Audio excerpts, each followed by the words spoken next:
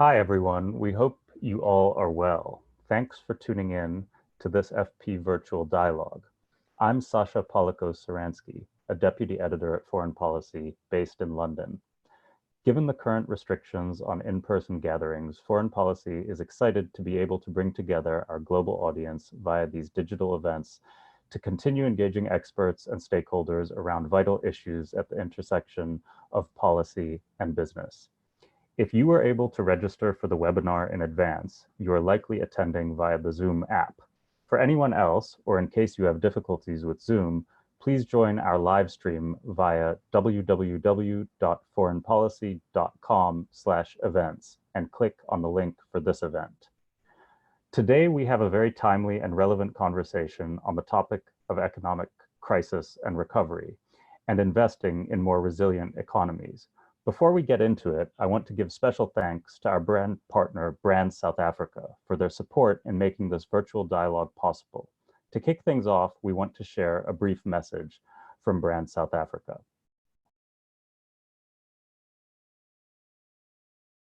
In a country where diversity is a blueprint, where the people are guided by the spirit of Ubuntu and humanity is at the core of our ethos, our spirit of determination unleashes our true potential.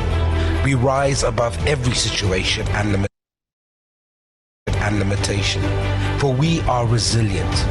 We are givers who open our hearts when the need arises, that seeks to unite its people towards encouraging everyone to play their part.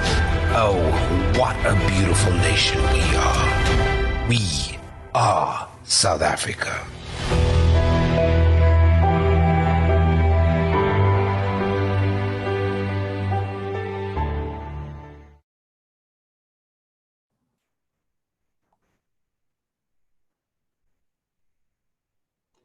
Hello again, let's get started. You're tuned in to FP's virtual dialogue, Roadmap to Economic Recovery, Lessons from South Africa. I'm Sasha Polikos-Saransky, a deputy editor at Foreign Policy. I'm based in London. You might hear ambulances going by in the background. That's a reminder of the grave situation we're all facing these days. A few housekeeping notes before we dive into the conversation to make sure you can interact with us during the session. For those of you logged in via the Zoom app, you will see a Q&A button at the bottom of your screen.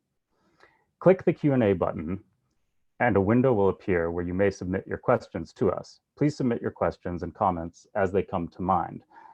We will address as many questions as possible live. You might see me looking to the side like this because I'm looking at your questions and deciding which ones to ask. When you ask one, be sure to provide your first name, your organization, and the country you're located in. For those calling in via phone or watching the live stream, you can submit your questions via email to events@foreignpolicy.com as they arise. Here too, please provide your name, organization, and the country you're joining us from. Lastly, we also encourage everyone to join the conversation online by using the hashtag #LessonsForStrongEconomies, all one word. Now let's get started with the program. I'm excited to introduce our speaker, Colin Coleman. A former partner at Goldman Sachs, Colin served as CEO of Goldman Sachs SubSaharan Africa until his retirement at the end of 2019. Now a fellow and lecturer at Yale University's Jackson Institute for Global Affairs, Colin was an anti-apartheid activist and deeply involved in South Africa's constitutional transition from apartheid to democracy in the 1990s. He was named one of the World Economic Forum's Global Leaders for Tomorrow. I'm pleased to be joined now by Colin Coleman in Johannesburg. Hi, Colin.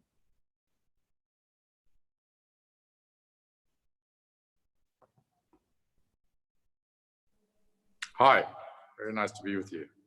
Yes, thanks for joining us.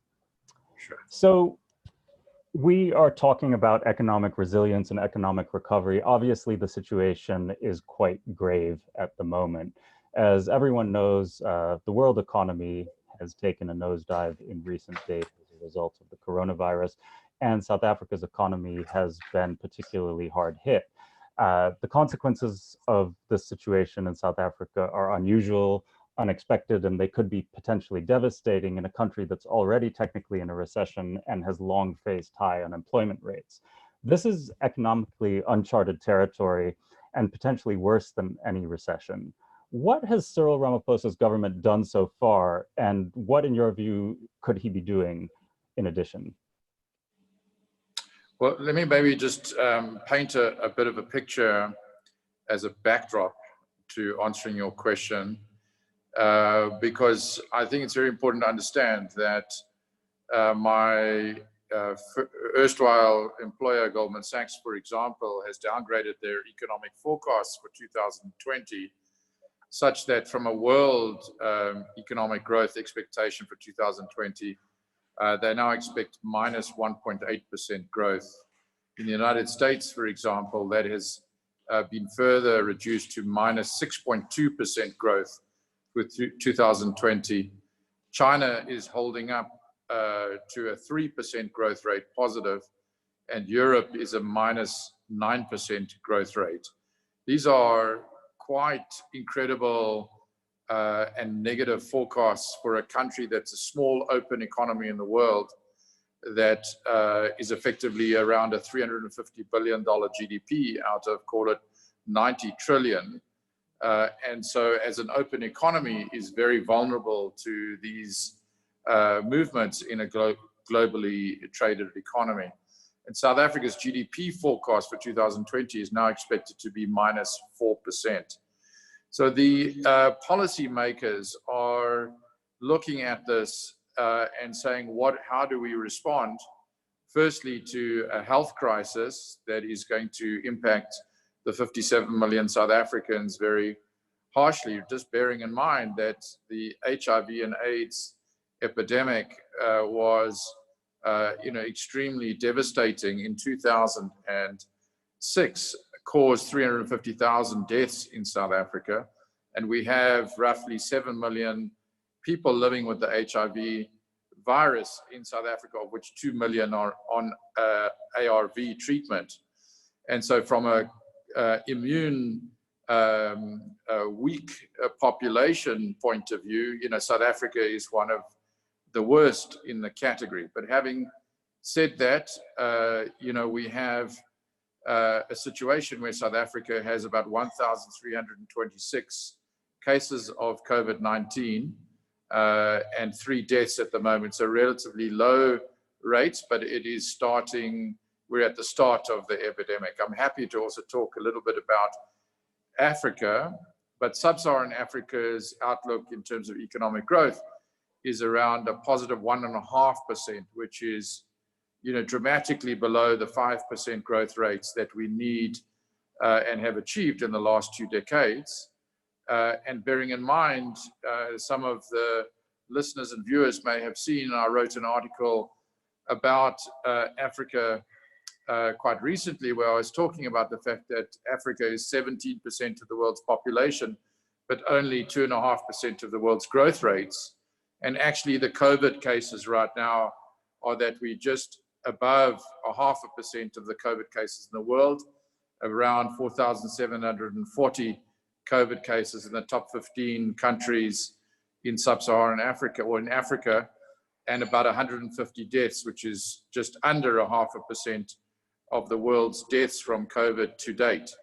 So if our population is 17% of the world's population, obviously the potential trend line is to increase significantly the number of COVID cases, and that would devastate both the economies and be devastating for the population.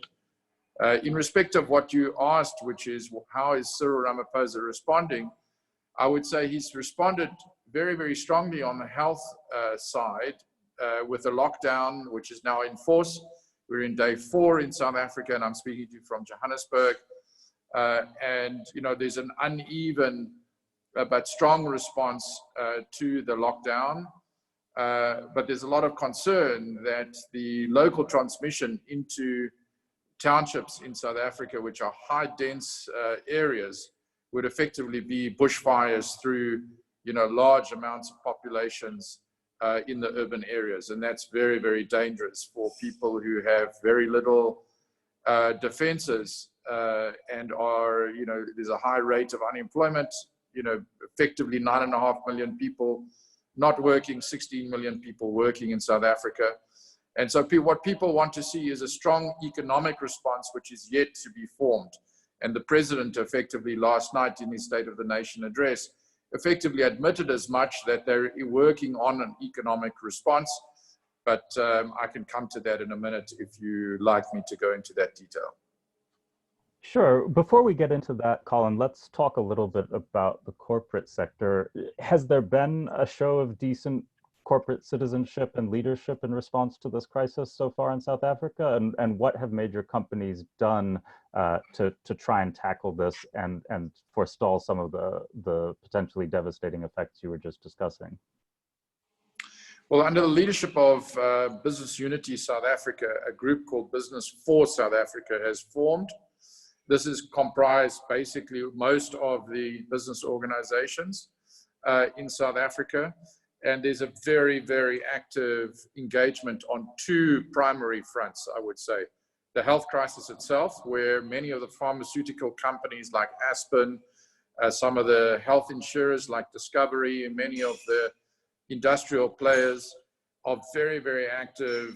I mean, hundreds of people putting expertise and very strong expertise to bear on mobilizing medical supplies, on dealing with crisis response, on a variety of ways to get personal protection equipment into the hospitals, and try to promote testing on the ground. So that is very, very active. There's also an active business response with respect to promoting economic recovery ideas and engaging with that, including on the labor front, how to deal with this effective economic stop, as some of my Yale professors call it, whereby, you know, effectively you've got most of the sectors in the economy on lockdown.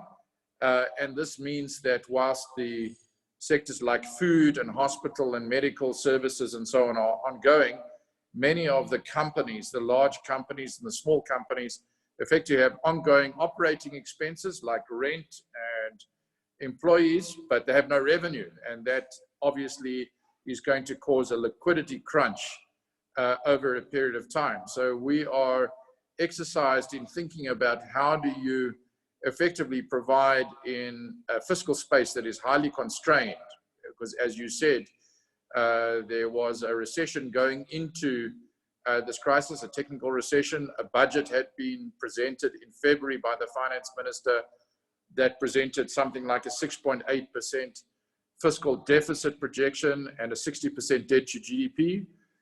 Now, pro forma for these much more devastating GDP numbers that we're expecting, that fiscal deficit is likely to be around 11–12% without doing anything else, and the debt to GDP is likely to go to 80%.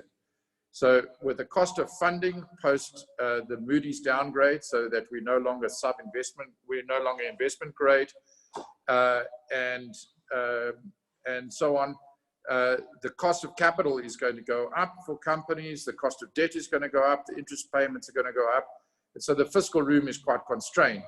But people are trying to be creative within the constraints of that, talking to the finance minister, the National Treasury, the president, and the Ministry of Trade and Industry about what can be done within these constraints. I'm happy to talk about some of those ideas. The National Treasury has said that the downgrade by Moodys to junk status could be an opportunity to fix the economy. Is it, in your view? Well, I mean, effectively, really what they say is that the pressures in the economy, which are now, you know, very, very strong pressures because employment is so high, and the, you know, going back to the global financial crisis, we lost 1 million jobs in 2008, 2009. You don't want to see a repeat of that in this period, and it's quite likely there will be job shedding unless there's a fiscal stimulus or a fiscal mitigation strategy of some significant form. And therefore, what that represents is a moment where the political capital that the president has, because his popularity rating has soared on the back of his handling of this COVID crisis, and the fact that there is tremendous pressure for economic reform to take place, means that many of the, let's call it the political vanity projects, will have to give way. There's going to have to be a much more tight handling of state-owned enterprises, which have proved very, very expensive. For example, South African Airways, Eskom, and others. And so there's going to have to be a clamping down on unproductive costs or costs that have limited bang for the buck. And we're going to have to put money to work in areas which are far more strategic at this point in time. So I think that will bring pressure for structural reforms to happen, and that's what they're referring to. So let's get into the details a little bit more. I've been scrolling through South African Twitter the last few days, and I noticed that many economists, especially left-leaning ones, even including your brother Neil Coleman, have called for bold measures and stronger stimulus and more state intervention. What do you make of the joint letter that this group of economists sent to the president the other day? Do you think that the South African Reserve Bank is being too conservative, or are critics on the left just being unrealistic about what the state can afford at a moment like this? Well, I thought the letter was extremely well thought through. It was calling for interventions in terms of putting money into people's hands in the homes, putting money into employees' hands, etc. But there's certainly not all of what they're calling for can be done. The country cannot afford it. So the question is, what will be done, and where is the filter on what they've called for that is realistic to be done? At the moment, probably in terms of the fiscal interventions that have happened are less than 1% of GDP. Most countries, as the letter points out, are in the range of 5 to 10%. Some are more than that in the United States and the UK, and others are more, perhaps up to 18% in the UK's case. And clearly there's a case to spend more like 4 to 5% of GDP. But with recognition that that is going to take the fiscal ratios even further out and will have to be accompanied by a medium-term revision of the budget over a 3-year period to get those fiscal ratios back on the back of this crisis. So that will produce a lot of talks about things that those economists wouldn't like, including wage freezes at the labor interface and so on. But there will be consensus on a certain amount of it. It's clear that the banking system has to get liquidity to small and micro enterprises and even to medium and large companies. There was one company I'm on the board of that has indicated, the Foschini Group, that they will not be paying rent to the landlords in this period. And liquidity is going to be a big issue for many companies who want to keep their employees in place through this crisis. The one thing that will be very, very, strongly of concern is if companies, in order to maintain liquidity and to survive, have to lay off thousands of people, which many of these companies are trying to avoid. Thanks, Colin. I'm going to turn to our audience for a moment. We have 225 participants on this call with us. And the first question from the audience comes from Alistair, an independent consultant in the US. And he asks, Colin, do you think that part of the economic response might be accelerated land reform to improve food security and spread the asset base as a long-term hedge against the negative impacts of imports, and also improve the number of people in the formal banking system? So to Alistair's question, I think land reform is not at this point in terms of the COVID crisis response in the next 6 months a top of mind issue, but it is a top of mind issue for medium to longer term reform. I think the reality is that agriculture and food production is very much a critical issue in the short term, but the patterns of ownership and the structures of production are not going to change in the short term. Okay, going back to my questions just for a moment, I want to return to the issue of public health and public health crisis. Many countries haven't experienced a massive public health crisis that has caused mass death. And South Africa has in recent memory, as you alluded to, mentioning the HIV/AIDS crisis, which ravaged the country in the late 90s and early 2000s. So South Africa has already dealt with the economic and societal fallout of a major public health crisis because of AIDS, killing millions of its citizens. Is there anything that South Africa can teach the world about managing and surviving an economic resilience in the wake of such a crisis?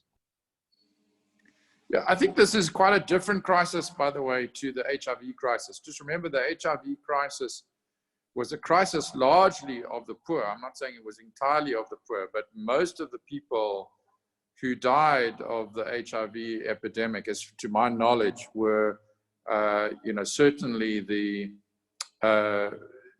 poor. This is a crisis that's going to hit all of South Africa, irrespective of class, race, color, urban, rural, female, male, and it's going to be, I think, very wide-ranging in its application. I think the HIV crisis, South Africa went through a very painful period under the Mbeki regime, where there was so-called HIV and AIDS denialism by the then president, and that became one of the major political contests between him and the rise of President Zuma, who put in place a large ARV program. So I think that the lesson of this leading to political contestation has been learnt in the South African case, and certainly may be something that plays out in developed and developing countries around the world. But putting in place mitigant strategies for the health industry has not necessarily been learnt here. Bear in mind that we have a very divided health industry between public and private sector health. So although in the public sector, I wrote a report called 2 Decades of Freedom, it showed that after 20 years of democracy in South Africa was spending in line with emerging markets in terms of the amount of the budget that was spent and the absolute amount that was spent on the health system, but that the productivity of the public health system was very poor, leading to a very poor performance in terms of health outputs relative to other emerging markets, including in respect of mortality rates and so on, and actually was mirrored in the education sphere with respect to literacy and other factors. In the private sector, you have a very high quality, very sophisticated health system with sophisticated health insurance. And this has brought about a discussion in the country led by the ruling party about a national health insurance scheme, which mimics more the UK health insurance scheme, which would be very expensive to bring about and hasn't really, although the policy has been adopted by the ruling party, it hasn't been implemented at this stage. So we still have this situation where the more affluent, non-racial population has access to private sector healthcare, and you have the majority poor population that is largely black and rural that has only access to public health that is not particularly well functioning and has many, many problems. You mentioned the denialism of the AIDS crisis under Thabo Mbeki's government and the refusal for a time of the government to provide antiretroviral drugs. And as you said, this is a very different crisis, and Cyril Ramaphosa has dealt with it quite aggressively from the start. But we have seen in other countries, from Brazil to the United States, what some might call a similar level of denialism about the coronavirus crisis, especially in the early days. Do you think that South Africa's course correction after Mbeki on treating AIDS patients could teach other leaders in other countries who are now facing a surge in cases how to deal with this after initially downplaying it? Yeah, I mean, many of us watching, the President of the United States would read into some of that response, including that he could open, by Easter, that initial response, some form of denialism tendencies, and so that concerns people greatly. I mean, obviously there's an interplay between what is a health crisis in the first instance, leading to an economic stop in the second instance, and the fact that it's true, whether it's a developed country or developing countries like South Africa and in Africa, that whilst there are going to be a significant number of deaths throughout the world, there is going to be millions of people and multipliers of that who are going to suffer greatly on the economic effects. And that is why you've seen these massive fiscal stimulus packages around the world in the developed countries, but the emerging markets can't necessarily afford that level of stimulus. And that's the dynamic that we've seen in South Africa that I've explained. So people are really struggling with how we're going to get the economic stimulus that will effectively mitigate this health crisis in the economic realm. So I think, yes, we've learned the pain of denialism through the AIDS crisis, and read through that any denialism on the COVID crisis will cause, millions of more deaths than necessary. But we have limited tools, I guess, to respond to the health crisis and limited tools to respond to the economic implications. Okay, I'm going to turn back to our audience for a moment now. We have a question from Promit Mukherjee from Reuters in Johannesburg. The question is, the government has been expecting, or had been expecting, huge corporate tax revenues from mining companies until the virus outbreak really reached South Africa. Now with the shutdown of mining operations, is that lever also gone for the government? And to what level is the corporate income tax for mining companies expected to fall in 2020? And just before you answer, I want to remind our audience that you can pose questions once again using events@foreignpolicy.com, or the screen is now flashing how to do it on Zoom or on Twitter, and I encourage others to ask some questions while Colin is answering this one. Okay, thank you.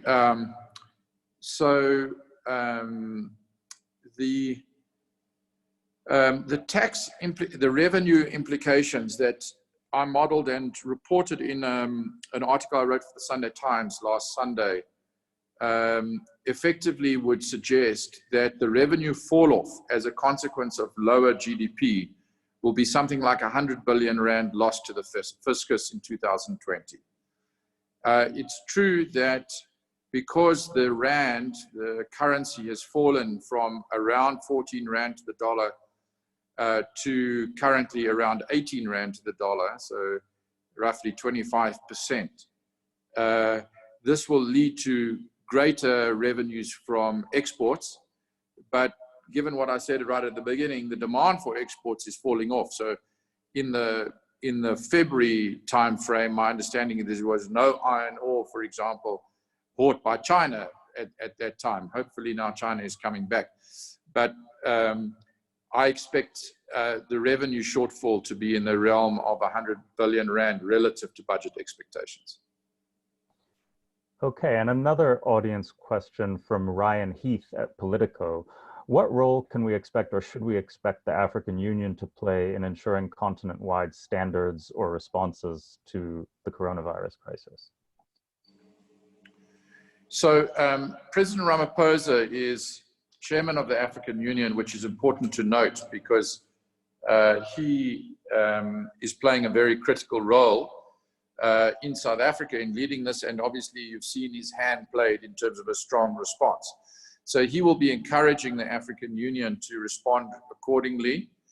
And just to give you some sense, for those who are not aware, I thought it would be useful to give you a sense of, let's just talk about who the top 5 countries are in terms of COVID cases. Top 5, this is in Africa, across Africa. So South Africa is 1,326 with 3 deaths. Egypt is next with 656 cases and 41 deaths, so a much higher death rate. Algeria is next with 584 cases and 35 deaths. Morocco next with 574 cases and 33 deaths, and Tunisia next with 362 cases with 10 deaths. If you just note the larger countries, Nigeria is 11th with 135 cases and 2 deaths, and Kenya is 14th with 59 cases and no deaths at this point in time. So we really, as I said, around 0.5% of the world's cases and deaths are at the beginning of this virus in Africa. What people really worry about is that the African health systems, A, are not going to report much because their testing is so low, their testing rates are so low. And number two, that the public health systems won't be able to cope with this rise in cases. In South Africa, the concern is that the exponential rise to the peak of COVID will quickly outstrip the capacity of the public and private health system combined to deal with cases. So the ICU beds in South Africa, I heard, is about 5,500. Even if they had to double that, they will be way below where the cases will peak. And therefore, you will have a very high escalation in the deaths per cases as this crisis unfolds in the next few weeks and months. You mentioned the low number of ICU beds, and that leads me to my next question. Are South African businesses doing enough to repurpose themselves the way that a country might do in wartime to assist the state with the resources needed? For example, in the way we've seen LVMH retool their perfume factories to make hand sanitizer in France, or in the United States, there's been talk of GM making ventilators. Is there a similar possibility in South Africa? And are there businesses that have the capacity to do this sort of thing? I've heard of many examples of that in South Africa. And just bear in mind, South Africa is a very sophisticated industrial environment. So one example, Johan Rupert's company called Distel is reportedly repurposing to produce hand sanitizers, hand sanitizing products. There are many companies that are either trying to manufacture masks or import masks from outside South Africa. And so there is a massive effort at repurposing South African industry for this crisis. Okay, and we have another question from the audience from Ali Solomon, a gender specialist. And she says, according to FP Analytics' latest research, women's leadership and workforce participation increase companies' profitability and improve economies. Women are also disproportionately impacted by HIV/AIDS and economic instability. They also make up 70% of the global health workforce. What are leaders in South Africa doing to integrate the gender dimensions of economics and public health into recovery efforts and crisis management? And how are they engaging women in decision-making for equitable outcomes? It's a great question. Thanks for that question. Just as a backdrop for the audience, the questioner probably is aware of this, but for the audience, South Africa has made huge progress in terms of representativity of women in policy positions. So I think the president is very proud that I think half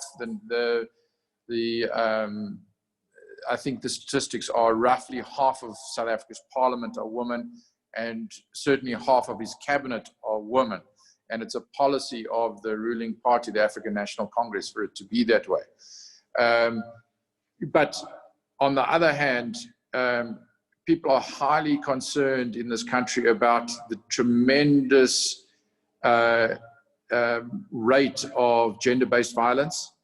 And there was a serious upsurge in the last, call it 2 years, of gender-based violence before this crisis. And obviously with the lockdown and isolation in homes, there's a huge amount of concern about gender-based violence and domestic violence rising, hidden behind this lockdown. And so there's a very strong sort of focus in what mitigants can be put in place for that purpose. In terms of the economic impacts, I think that's one of the issues that, for example, that group of economists has raised. And clearly, there are two aspects. One is on the employed, women in terms of domestic work, in terms of many other sectors, play a big role and are going to be significantly impacted by loss of employment. And then in terms of rural areas, women play a very big role in terms of sustenance of, impoverished communities. And so the social welfare part is going to play a very, very important role. And this is where many economists are calling for social welfare grants to be increased, for child welfare grants in particular to be increased, bearing in mind that many schools are the place where nutrition and feeding schemes are in place for children. And so the fact that they're no longer at school is again a cause of great concern for people who are close to the subsistence line. And so that is, I think, an area of focus in the economic realm as to what is affordable in terms of increasing social welfare grants. But I would be speculating. I have nothing to report. There's nothing out in terms of what the National Treasury, the Finance Minister are approving or can approve in terms of that. Okay, thank you. Another audience question from Kyle at USAID in Washington. What do you assess are likely the best case and worst case scenarios for South Africa and the region, and what would be the most beneficial from the international donor community to plan accordingly in concert with regional governments?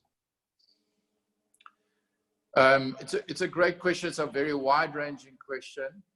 I would just note that when one thinks about the dimensions of this crisis in a place like South Africa, one has to bear in mind the 9.5 million unemployed and the 16 million employed, and in an environment where growth is contracting by, let's call it 4%,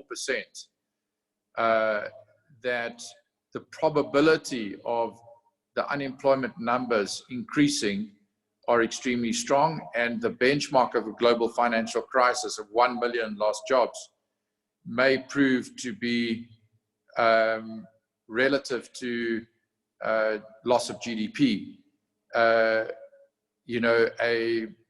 benchmark which could be outstripped in this crisis. You may find that actually there's more job losses in this crisis than 1 million. And it really depends on two things. One, how long does this crisis last in South Africa? And obviously, the longer the health crisis lasts, the lockdown lasts, the greater the number of people that will lose their jobs. And people are very concerned that if effectively these larger, medium, and small companies cannot sustain 3, 4, 5 months of this crisis, that there will be mass job losses way beyond the million lost in the global financial crisis. Then in respect of deaths, that you saw 350,000 people die at the height of the AIDS epidemic, is according to my information, in 2006. And obviously one hopes that that is not a benchmark for the number of deaths from this crisis in South Africa, but it may well be that around 500,000 people are at risk in this crisis.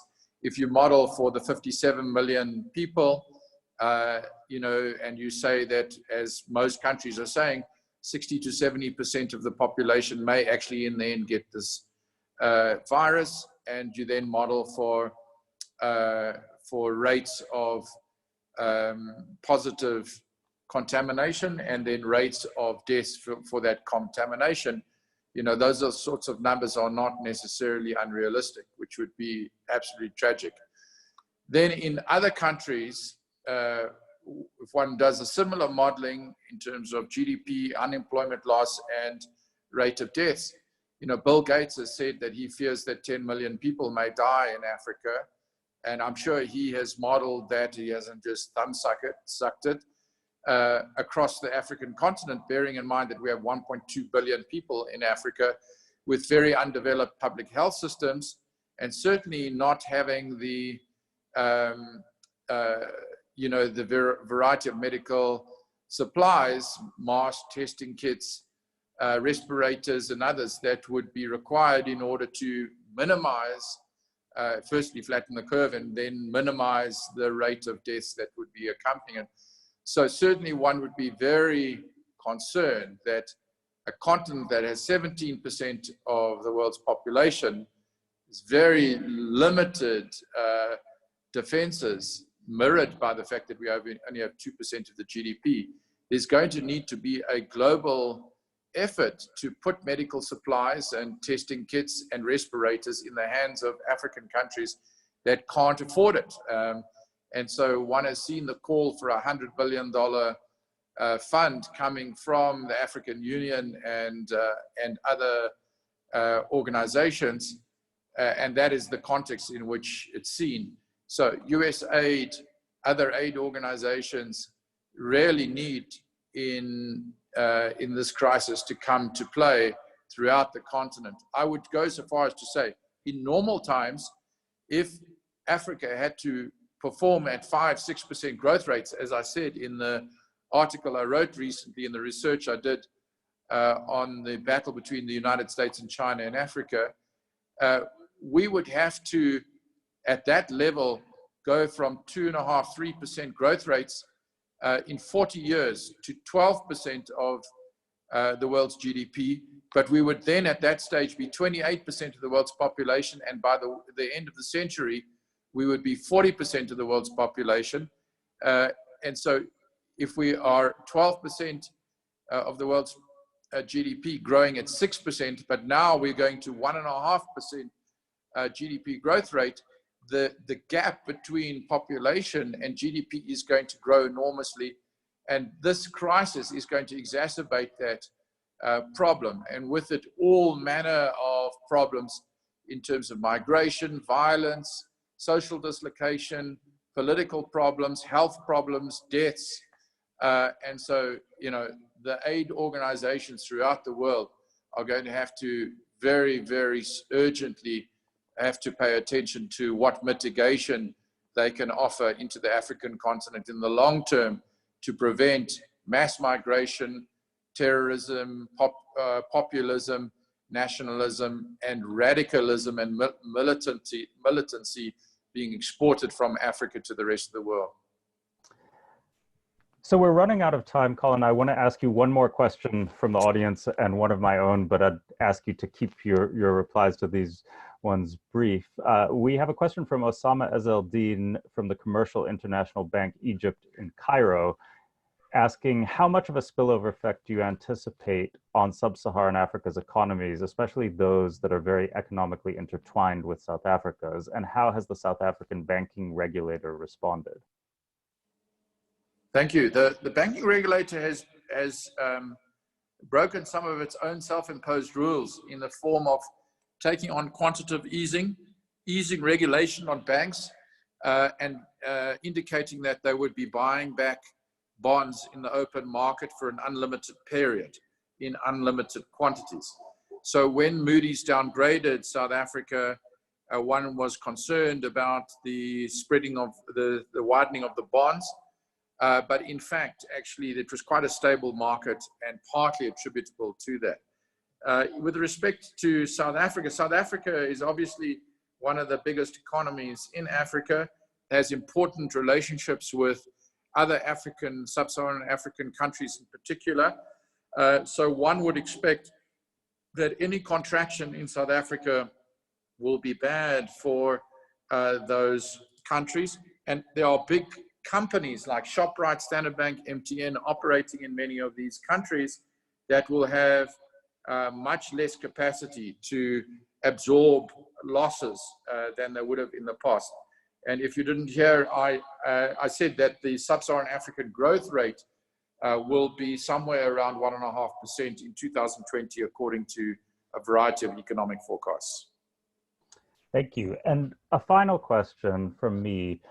I wonder about the long-term political implications for political and social stability in South Africa, for inequality and racial divides. there's already major divisions within the ANC, and there are members of the ruling party who are seeking to topple Ramaphosa. Do you think that this crisis could damage Ramaphosa, or will his quick, strong reaction and aggressive leadership reinforce his position, in your view? Let me say straight at the outset that the manner of his response has increased his popularity hugely across all categories of people in South Africa, and there's a huge amount of gratefulness for his leadership and a huge amount of support for his leadership across the population.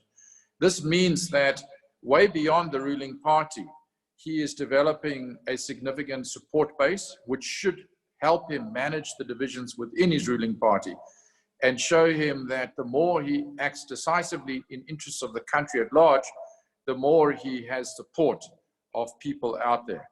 Having said that, the danger is that whilst in America this has been called a Chinese imported disease, in South Africa the way that plays is that white rich people who go on skiing trips to European resorts are potentially be seen as the source of this virus in South Africa, which is going to kill poor black people in South Africa. And that narrative of this is a rich white person's disease spread to poor black people who are going to die is extremely dangerous narrative that could gain currency depending on how this virus, which is at very early stages, develops, and depending on how populist politicians play it. So it's very important that the ruling party seizes the situation, that they do take the health and the economic measures to mitigate both the economic curve and the health curve and flatten both curves to the benefit of South Africans in order for Ramaphosa to keep the country united. Thank you very much, Colin Coleman, and thanks to all of you in the audience for being part of this FP virtual dialogue. My name is Sasha Polako-Saransky, a deputy editor at Foreign Policy. This has been a very interesting conversation, and I hope it has provided our listeners with some new information, context, and hopefully some practical insights to implement in their work as economies around the world will have to shift into recovery mode. Last but not least, another big thanks to our partner, Brand South Africa, for helping us bring you this installment of FP Virtual Dialogues. I want to quickly invite Moodys Baloyi to join us on screen. Moodys is the head of Brand South Africa's US division. Welcome, Moodys. Thank you very much, Sasha. And thank you to Colin for sharing your insights with us. On behalf of Brand South Africa, I also want to thank everyone who tuned in today to this very important virtual dialogue. Indeed, the world has entered uncharted waters given the magnitude and impact of the crisis. But as South Africa's Minister of Finance, Mr. Tito Mboweni, said recently, every crisis presents an opportunity. The opportunity we have today is to unite and work together to address our challenges. We as a people have overcome insurmountable challenges in the past at the advent of democracy, and we can still overcome. Indeed, South Africa will rise to the challenge. This crisis is a call to action for renewed creativity and resilience to rebuild the economy and society. For us, it is all hands on deck. And we invite you as well to join us in finding solutions so that we can emerge from the current crisis stronger than ever. And we want to ask you to follow us on our Twitter handle as well as our website, brandsouthafrica.com. And thank you once more. All right, that's all we have time for today. Thanks again to everyone who was able to tune in. Thank you, Colin, Moodys, and Brand South Africa. A recording of this webinar will be available shortly on our event website at foreignpolicy.com/events. We're continuously adding new content to our program of virtual dialogues, and of course, we look forward to being able to resume our in-person events as soon as it is safe to do so again. In the interim, follow us on Twitter and visit foreignpolicy.com to keep up with our coverage and continue the conversation online. Stay safe and well, and see you soon. Thank you.